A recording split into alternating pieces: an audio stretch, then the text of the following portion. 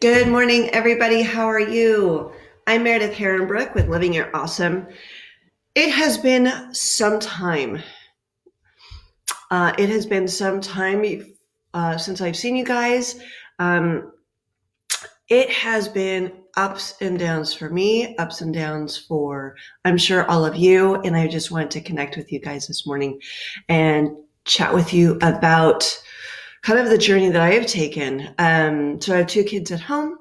I have, um, I have work to do. I have a husband. I have a house to keep. I mean, just daily life, right? And so there have been all these layers of existing frustrations and life, and then there's these added layers of moral responsibility that I've heard is an interesting and really good phrase. And and then you just have stresses of different schedules and different things going on.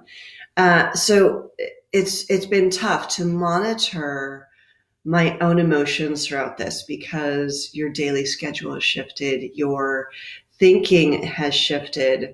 You have new stresses, new things to think about. So some things that I find really useful that has been working for me is one, spending a little bit more of alone time and capturing that every day. What else? Finding that time where you can really go inward and really hone in on what is important to you. Shift your expectations. You may not be able to get 20 million things done, maybe not even 10 million things done. Maybe you just want to get three things done of, I want to have breakfast and I want to take a shower. And, what do I want to put on my schedule? Without kind of the rest of the world watching or you connecting with in the same way, we have to find a new normal where you can still be fulfilled. And, my husband and I were talking the other day, it's like, why is this so hard? And one is the social interactions are different. And so you're not getting the input from the outside world of, new friends, new restaurant, new visual input coming in. So you really have to dig deep into who you are and what you want to do. And I think it boils down to what gives you purpose.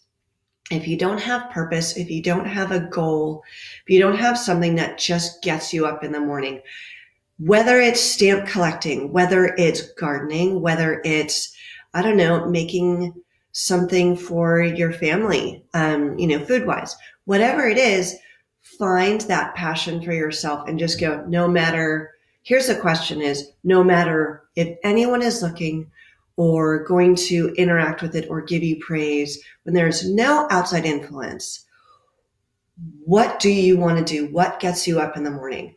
What gets you just that you have to express it? Now, this is kind of higher consciousness thinking. And this is kind of actually the way to enlightenment, if you will, because you have to imagine that no one else exists. You have to imagine that no one else will give you praise and so forth.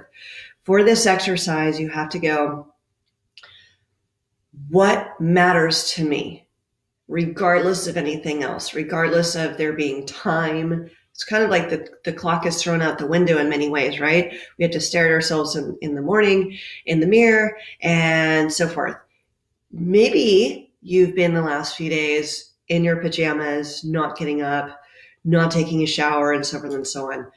When you kind of exhausted that ennui, that boredom, that I don't know who I am, I don't know what I'm doing, I don't know why I need to do anything, right? That's a really good place to actually start, because then over time, your body will go, I need to do something. What is it?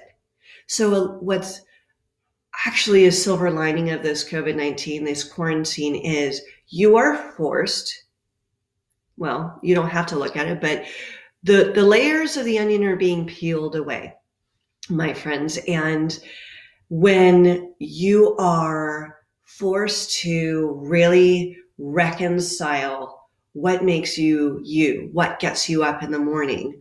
What makes you happy? You might be going through until you get to that point of asking those questions is, wow, I've been doing the same schedule over and over and over. And, oh, well, maybe I don't have to do that schedule right now. What does that mean? What do I do with it? And so it's a huge mental exercise to recalibrate yourself. And so maybe you've been sleeping in more. Maybe you've needed that sleep. Maybe you've been not shaving, not doing personal hygiene, all those things. Maybe you've just had cereal for 3 times a day. And so it's an opportunity to go, okay, great. I'm getting through these things of just, great. I don't have to do that anymore. Cool. And that's part of the process. I don't have to do it anymore. Okay, great. All the schedules, all the rules are gone. What am I left with? And this is really the essence of who you are, is when you strip every tiny thing, any rule, any conversation that someone has said you should and you need to, and so forth and so on. What's left? Well, you're left, but you don't know maybe all of who that is, what that is, where it comes from. So I invite you to take this opportunity to, when you are ready, and it's only when you're ready, it's never before. I can tell you till I'm blue in the face and it won't do a damn lick of good. It's when you are ready to go, wow, there's a stirring inside of me that, wow, I've always been in this career, or I've always gotten up at 7 o'clock in the morning, and I really want to get up at 8, that my body needs that. That's how I work better. It's an invitation to go, how do I work? How does this body work? What gets me up in the morning? What gets me passionate and excited? What is that? And so when these things are stripped away of all these rules and regulations and that hum of daily life, of that interconnectedness, and when we are holed up in our own worlds, we go, oh, I'm forced to look at myself. I have to look at myself in the mirror, or you don't. You could just say, I just want to be here, and this is how I'm happy and great. But given this time, things might start to come up for you. And anyway, so I've been up and down in all of that, having 2 kids all day, every day. I love them. They're amazing. But it requires so much patience, and their energy is very quick and chattery. And that's hard for me to deal with on a constant basis from 7 a.m. until 7 or 8 p.m. And then, sometimes, like this morning, one of them woke up at 2 in the morning and totally awake, banging on the wall and just up. So, okay, it's, monitoring myself. So anyway, I've been up and down doing all those things I've described to you, of maybe not getting up quite so early. And then now it's, now that we've had a little bit of relief, I go, oh, now I can spend time nursing and holding that space for what really gets me going. I don't need to do 5 million things. What are the 2, 3 things, maybe one thing that gets you going, that you can just chew on and gnaw on and grow? There's this really beautiful kids book. What's it called? What Do You Do with an Idea? And it's this really beautiful book about going inward. There's an idea that kind of happens around your head and it dances and you go, oh, shove it away. No. And then it's, well, what if I looked at that? What if I nursed it? What if, right? And so then it starts to dance with you and play with you. And then you don't show the outside world for a while. And then it slowly grows. And then you learn from it, you learn with it, and it grows and grows, and it becomes something magnificent, greater than yourself, greater than anything that you could have imagined. And so what I think about this quarantining is, you can resist it. I've certainly resisted it in many ways, been frustrated with certain things.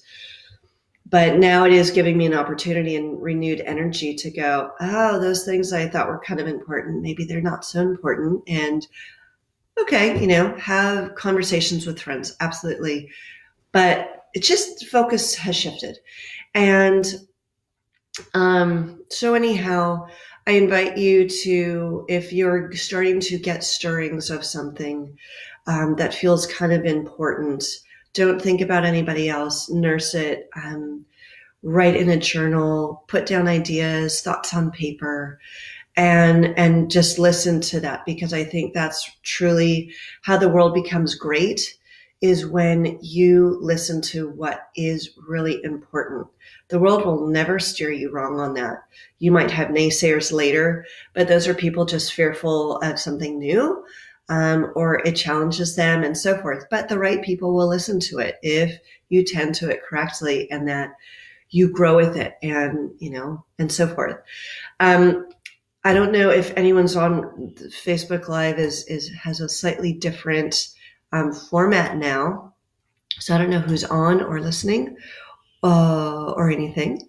But I invite you to ask questions of yourself. Ask questions of what's important to you, why, what matters to you, and focus on that. Pare down things that frustrate you, shift things that frustrate you. How can you make it better so your life is easier? My dad I grew up with my dad saying, work harder. And I go, why does someone actually have to work harder? Why can't it be work smarter?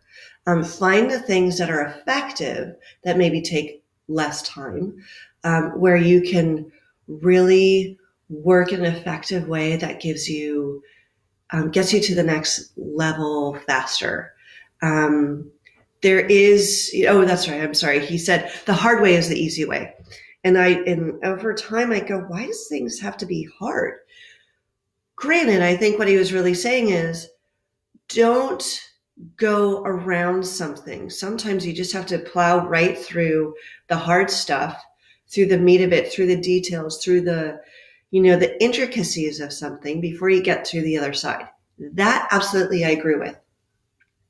But you can't like shortchange the kind of the rules of the process. If you do, you're going to have to later probably go back and fix it or whatever, or it's not going to be a really full sound idea and process. You cannot miss the steps. You cannot skip the steps. So so yeah, the hard way is the easy way. It's kind of like you got to trudge through all the necessary steps, and then you'll get to an amazing place. So I hope you all are doing really well, finding your happy moments throughout the day, whether it's in a cup of coffee or meditation or grounding yourself or listening to an album that you haven't listened to in forever. Maybe you still have those CDs or you're streaming something. Find those moments and ground yourself and go, just find that next moment of happiness and tolerance, and find yourself. This is a beautiful time to find yourself, let go of what's not working for you, and move forward through that. So thank you so much for watching and listening. I'm going to try and be on every day. I'm kind of creating a framework where every day has a different focus. If you have ideas on what you want me to focus on, help you out with, I am here. I hope you have a wonderful day. Stay safe and sane, and I will talk to you soon, you guys. Thanks so much.